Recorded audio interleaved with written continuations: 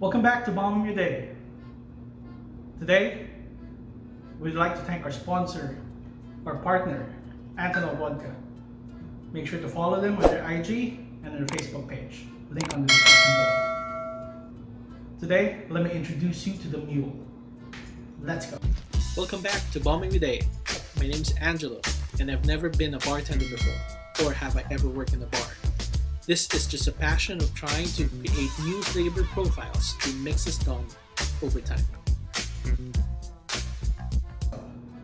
So first, 2 ounces of your favorite vodka.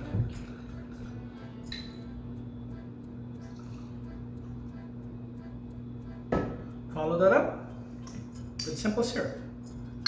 Just a 1/4 of an ounce.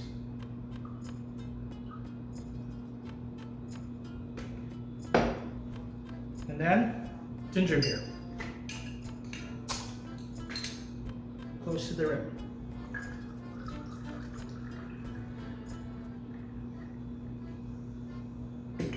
Leave space for the ice.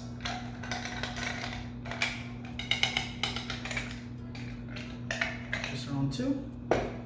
And then, last but not least, angostura bitters. This will give the drink that herbal taste.